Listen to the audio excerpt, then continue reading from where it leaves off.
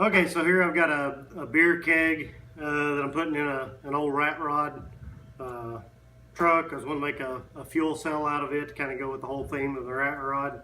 Didn't want to spend a whole lot of money, and I was kind of looking around online. I was trying to figure out, exactly what you had to have in order to weld one of these up from a mild steel over to the keg, which is stainless steel.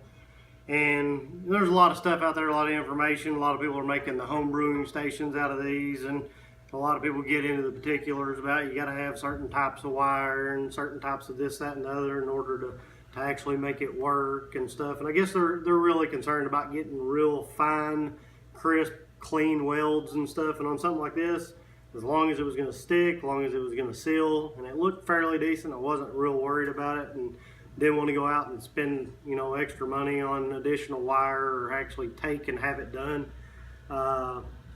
So I was like, well, what the heck, I'm just going to give it a shot. I've got just a cheap 110. It's actually a farmhand 85 is what it is. It's just a flux core wire feed welder. I just put it over on a low setting, and this neck here is actually off an old, I think it was off of a 49 or 50.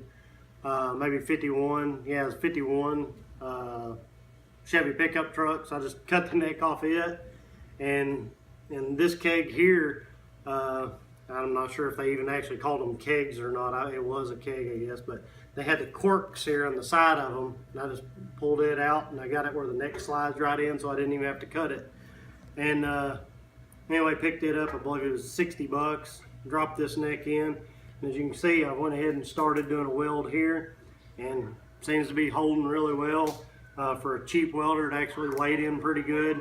I did go ahead and put a coat of paint on this because I plan on painting it anyway and just kind of doing a patina paint on it, but I just put a light coat of paint on it, and the reason for that is in the process of trying to figure out on YouTube and reading forums how to weld this stuff, seeing where it said that the spatter from welding would cling real, it would leave the beads and stuff. If you've ever done the flux core wire feed welder, you know how it is on spatter anyway.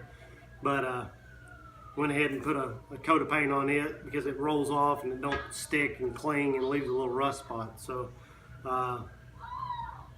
couldn't find a YouTube out there where anybody was actually doing any welding or actually talked about what they was using to weld these. But in this case, if you're just going to do a fuel cell, not real crazy, make it look pretty, just pick up your flux core wire feed welder with a mild steel wire in it and just go to town on it.